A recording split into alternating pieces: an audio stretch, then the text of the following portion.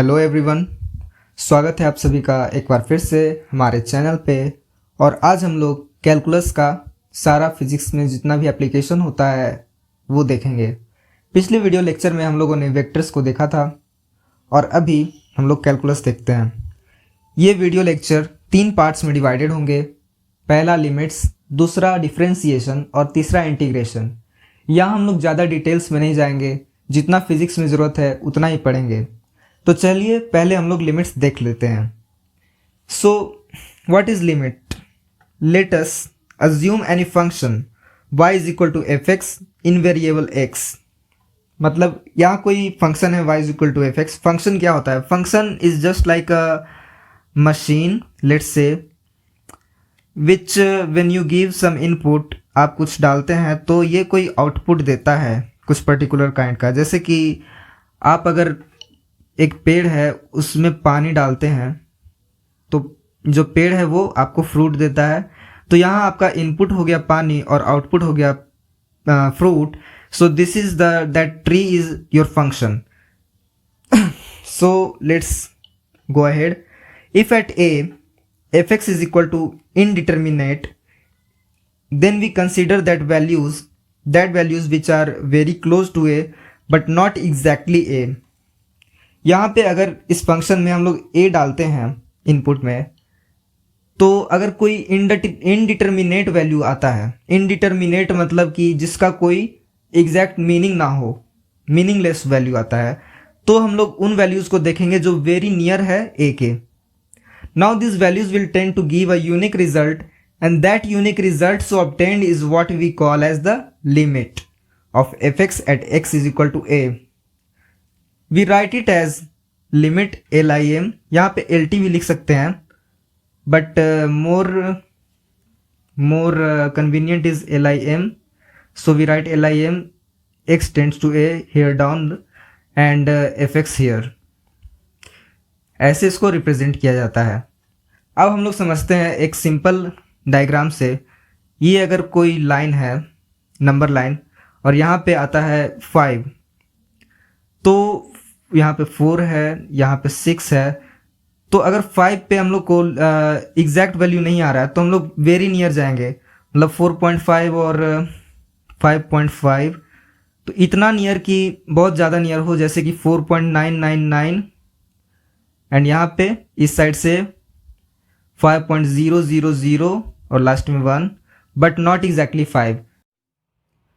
Now we will see left hand and right hand limits. The number that tends to a from left and gives a unique result is called as the left hand limit. जैसा कि हम लोगों ने पिछले example में देखा था कि 5 के जस्ट लेफ्ट में 4.999 था, बट नॉट एग्जैक्टली 5, तो वो लेफ्ट से 5 को टेंड कर रहा था। So that was the left hand limit. This is represented as if a minus 0 equals limit x tends to a minus fx, that is equal to limit h tends to 0 f a minus h। Similarly, we have right hand limit if a plus 0 equals limit of fx where x tends to a plus, that is equal to limit h tends to 0 f a plus h। यहाँ भी right hand limit में हम लोग देखेंगे कि 5 के just बाद 5.00001, मतलब जितना आप 0 लिख सकते हैं उतना लिखिए, बट नॉट एग्जैक्टली 5, लास्ट में एक 1 ला करके रख दीजिए। तो वो जो लिमिट होगा जो राइट हैंड से साइड से अप्रोच कर रहा है 5 को, so that was called the right hand limit। Now we have conditions for the existence of limits। Let's see।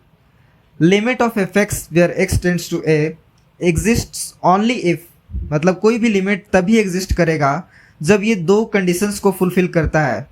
पहला कंडीशन है कि इसका लेफ्ट हैंड लिमिट और राइट हैंड लिमिट दोनों एग्जिस्ट करता हो, that is limit x tends to a minus fx and limit x tends to a plus fx both exists। दूसरा condition ये है कि इसका लेफ्ट हैंड लिमिट और राइट हैंड लिमिट का जो वैल्यू आता है दोनों बराबर हो। मतलब कि उस फंक्शन में अगर हम लोग लेफ्ट हैंड साइड से कोई बहुत नियर का वैल्यू लिखते हैं और उसी फंक्शन में हम लोग राइट हैंड साइड से बहुत क्लोज वैल्यू लिखते हैं तो दोनों का रिजल्ट सेम आना चाहिए, तभी वो लिमिट एग्जिस्ट करेगा। सो earlier we have talked about while solving limits we get certain indeterminate forms. So what are those indeterminate forms? Let us see. There are 7 indeterminate forms. Those are 0 by 0, infinity upon infinity, infinity minus infinity, 0 multiplied by infinity, 1 to the power infinity, 0 to the power 0 and infinity to the power 0. ये हम लोग का 7 indeterminate forms है। अगर इस रूप में कोई भी हम लोग का रिजल्ट ऑब्टेन होता है तो उसको हम इनडिटर्मिनेट या फिर मीनिंगलेस बोलेंगे। So how will we solve them? To solve them we have to first convert them into determinate forms by using methods like factorisation, substitution, expansion etcetera. तो अगर लिमिट्स सॉल्व करते समय हम लोग को इनडिटर्मिनेट रिजल्ट आ रहा है, उस फॉर्म में आ रहा है, तो हम लोग पहले उसको कन्वर्ट करेंगे डिटर्मिनेट फॉर्म में, उसके बाद उसमें लिमिट डाल के रिजल्ट लाएंगे। Now let's see some important results. पहला है limit x tends to a, x to the power n minus a to the power n upon x minus a that is equal to n a n minus 1। अगर इस format पे कोई value आ रहा है तो इसको हम लोग सिंपली सॉल्व करके n a n माइनस 1 के रूप में लिख देंगे और and we will get the answer. Now second है limit x tends to 0 e to the power x minus 1 upon x equals 1। Third is limit x tends to 0 sin x upon x equal to limit x tends to 0 x upon sin x equal to 1। Fourth है limit x tends to 0 cos x equal to 1। Fifth is limit x tends to 0 tan x upon x equal to limit x tends to 0 x upon tan x that is equal to 1. Now we have seen what are limits. अब आता है differentiation, हमारा second part. So what is differentiation? The rate of change of any quantity y with respect to x is called the derivative और differential coefficient of y with respect to x। अगर कोई quantity y है जो कि x के respect में हमेशा change हो रहा है तो उसके चेंज होने के रेट को हम लोग डेरिवेटिव कहते हैं या फिर डिफरेंशियल कोएफिशिएंट कहते हैं y का x के रिस्पेक्ट में। And the process of finding the derivative of any function is called differentiation. और उस रेट ऑफ चेंज, उस डेरिवेटिव को फाइंड करने का जो प्रोसेस होता है उस प्रोसेस को हम लोग डिफरेंशिएशन कहते हैं। It also represents the slope to any curve drawn in space. अगर कोई कर्व है तो उसके स्लोप को भी हम लोग डिफरेंशिएशन से निकाल सकते हैं, मतलब डिफरेंशिएट करेंगे तो उस कर्व का स्लोप निकल के आएगा। Now will see fundamental rules of differentiation. While differentiating any function we will follow this 4 rules. पहला रूल है कि यदि कोई फंक्शन के मल्टीपल में कोई स्केलर क्वांटिटी है, कोई स्केलर वैल्यू है, कांस्टेंट वैल्यू है, तो वो बाहर आ जाएगा और बाकी डिफरेंशिएट हो जाएगा। सेकंड है अगर 2 फंक्शंस प्लस और माइनस के रूप में रहें, 2 या 2 से अधिक भी रह सकता है, तो उनको हम लोग अलग अलग प्लस माइनस अलग अलग डिफरेंशिएट पहले करेंगे, उसके बाद प्लस या माइनस करेंगे। थर्ड है u into v format. This is also called the Leibniz product rule. We will solve it by expanding like this: u dv upon dx plus v du upon dx. Fourth point is upon that is u upon v format. This is called the quotient rule और इसको हम लोग इस formula से solve करेंगे: v du upon dx minus u dv upon dx whole divided by v square।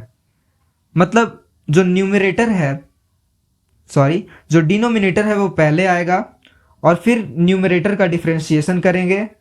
Then we will subtract the differentiation of denominator putting our numerator aside and then whole divided by the denominator, उसका square. Now we have came up with the chain rule जो कि काफ़ी famous है, हर जगह बात होती है। But असल में ये चेन रूल होता क्या है? This is the derivative of composite function, मतलब किसी कंपोजिट फंक्शन जो कि कंपोजिट होता है, जो कि फंक्शन ऑफ फंक्शन होता है, उसका डेरिवेटिव को ही सॉल्व करने का तरीके को हम लोग चेन रूल कहते हैं. So it says that if f and g are derivative functions in their domain, then f of g is also differentiable. अगर दो फंक्शन अपने ही डोमेन में कोई डेरिवेटिव फंक्शंस हैं तो f of g को भी हम लोग डिफ्रेंशिएट कर सकते हैं. Let us understand by an example. Let y is equal to sine log x square. So dy by dx will be equal to, अब यहाँ पे पहले तो हम लोग सारे का डिफ्रेंशिएशन लिख लेते हैं. D upon d x sine of log x square. Now अब चेन रूल ये कहता है कि चाहे कोई भी फंक्शन हो इसके डोमेन में, लेकिन हम लोग सबको सेपरेटली बारी बारी से डिफ्रेंशिएट करेंगे. जैसे कि सबसे पहले फंक्शन आता है साइन का, तो firstly we will differentiate the sine function sine of log x square. Then multiply में d upon d x log x square, क्योंकि साइन के बाद लॉग एक्स स्क्वायर है तो इस फंक्शन को डिफ्रेंशिएट करेंगे. फिर एक्स स्क्वायर भी अपने आप में एक फंक्शन है, वेरिएबल फंक्शन, जो कि एक्सपोनेंशियल फंक्शन जैसा कर्व इसका रहता है. So d upon d x x square, इसको भी अलग से डिफ्रेंशिएट करेंगे. अब रिजल्ट हम लोग का आ जाएगा cos of log x square into 1 upon x square. Log का डिफ्रेंशिएशन 1 अपॉन एक्स होता है, साइन का कॉस होता है, और एक्स स्क्वायर का 2x. यहाँ मैं लिख देता हूँ since D upon d x sine x equals cos x. ये फॉर्मूलाज हम लोग आगे भी देखेंगे अभी इसके बाद, बट मैं लिख देता हूँ d upon d x log x equals 1 upon x. D upon d x x to the power n equals nx n minus 1. Now let us proceed. Now we have the basic formulas of differentiation. This is so important. आप लोग please इस पे ध्यान दीजिएगा, और हो सके तो इसका स्क्रीनशॉट भी ले लेना लास्ट में, पहले मैं डिस्कस कर लूँ. फर्स्ट है differentiation of variable to the power n, मतलब x to the power n. This is equal to n x n minus 1. Let us understand it by an example.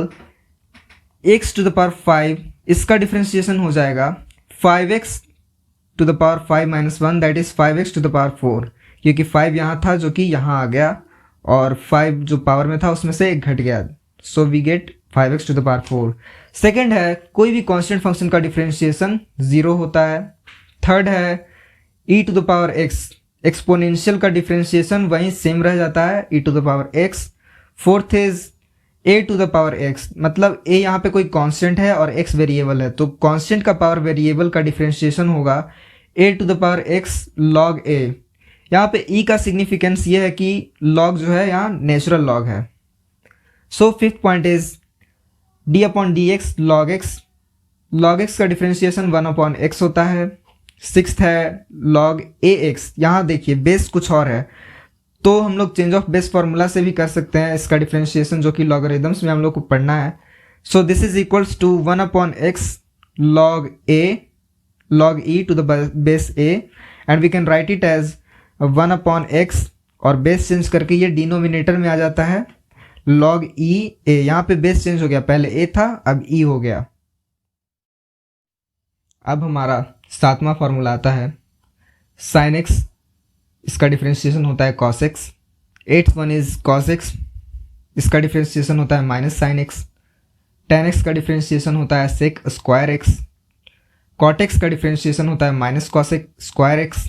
sec x का differentiation है sec x into tan x. cosec x का differentiation है minus cosec x into cot x. तो ये सारे हम लोग के ट्रिग्नोमेट्रिक आइडेंटिटीज़ के डिफ्रेंशिएशन सीखे, जो कि बहुत ज़्यादा इंपॉर्टेंट है. So guys please don't miss it. Now we will see the differentiation of inverse functions, inverse trigonometric functions. Differentiation of sine inverse x, that is equal to 1 upon root under 1 minus x square. Differentiation of cos inverse x is equal to the differentiation of minus of that of sine inverse x, मतलब बस sign inverse x का ही है but minus में है. सो -1/√(1 - x², tan inverse x का 1/1 + x², cot inverse x का वही -tan inverse x that is -1/1 + x²। तो इनवर्स फंक्शंस का फॉर्मूलाज याद करने का ट्रिक ये है कि जो साइन इनवर्स x का होगा उसका नेगेटिव होगा कॉस इनवर्स का, जो tan इनवर्स का होगा उसका नेगेटिव कॉट इनवर्स का, जो सेक इनवर्स का होगा उसका नेगेटिव कॉसेक इनवर्स का। और मैं आपको यहाँ पे एक और बहुत इंपॉर्टेंट ट्रिक बता रहा हूँ जो कि आपको बहुत काम आएगी फॉर्मूलाज याद करने में।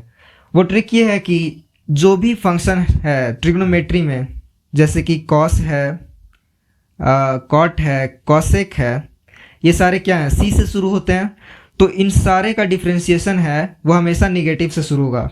जैसे कॉसेक्स का माइनस साइन, यहाँ कॉस इनवर्स का भी -1/1 - x², कॉट एक्स का -cosec², cosec x का -cosec x into cot x. So this is a very important trick to learn this formulas कि सी से जो भी स्टार्ट होता है ट्रिग्नोमेट्रिक फंक्शन या फिर इनवर्स ट्रिग्नोमेट्रिक फंक्शन वो हमेशा नेगेटिव आता है।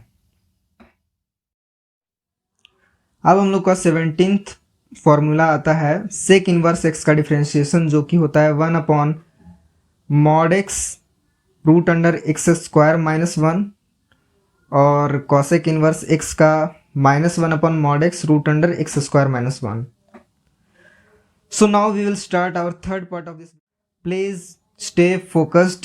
This is an important part. तो इंटीग्रेशन जो है वो दो टाइप का होता है, इनडेफिनिट और definite.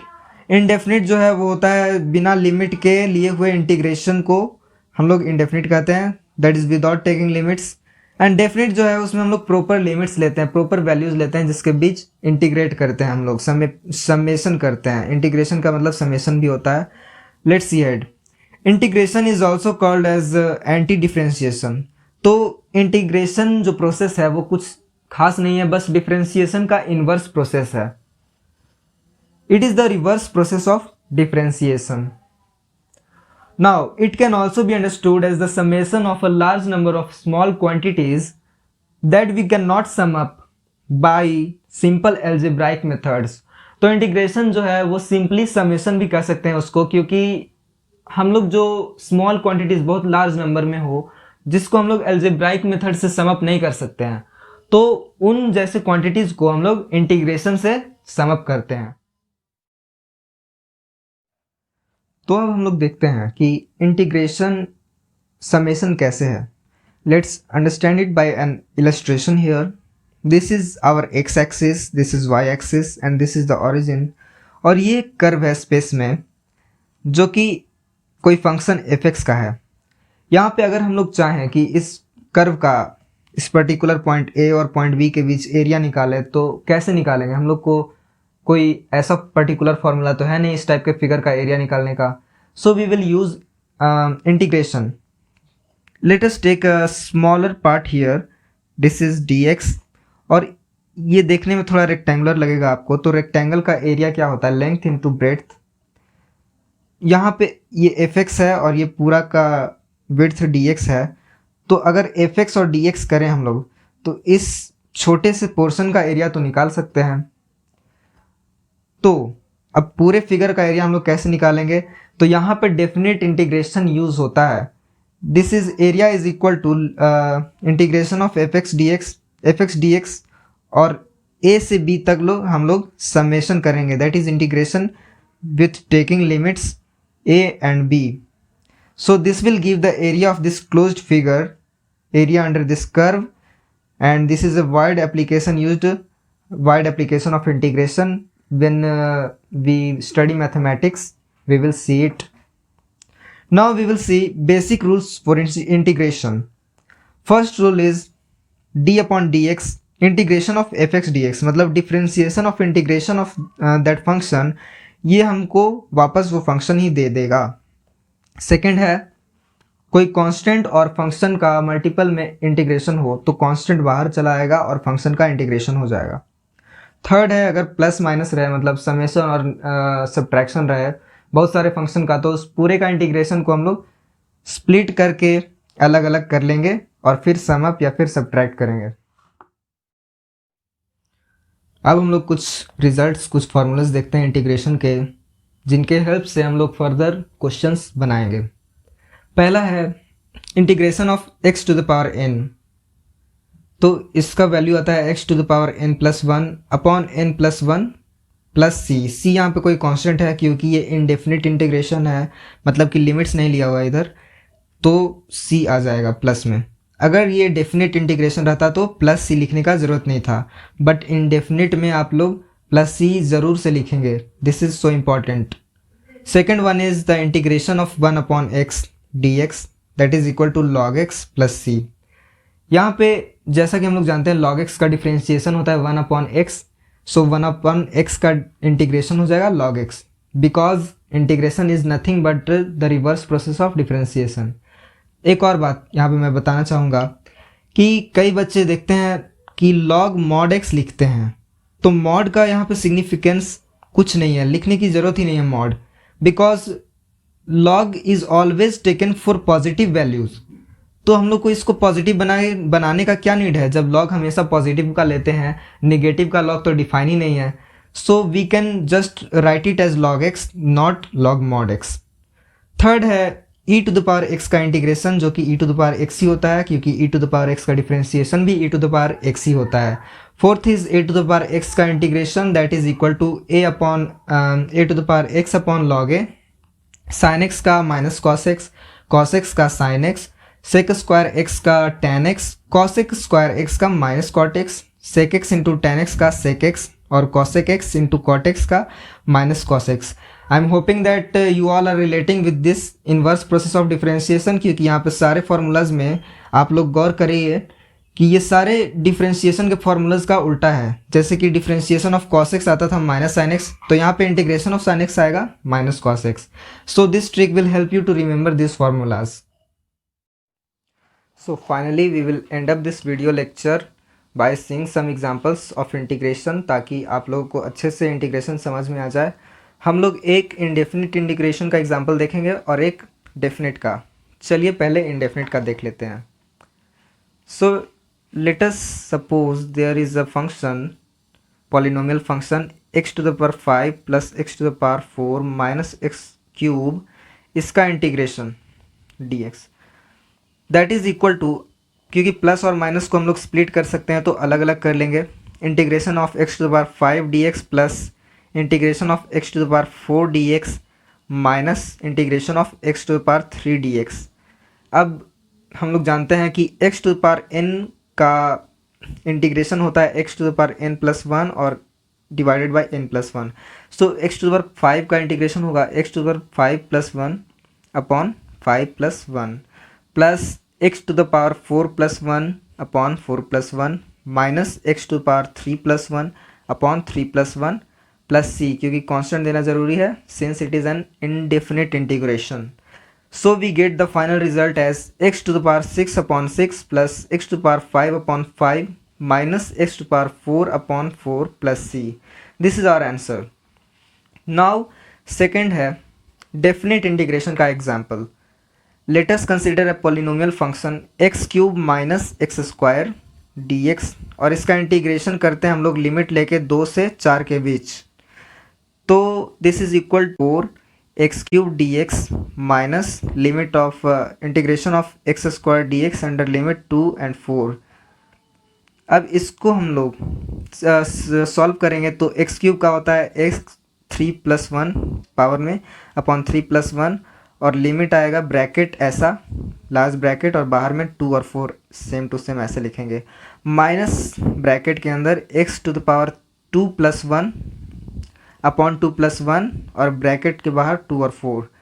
Now we can take out 1/4 out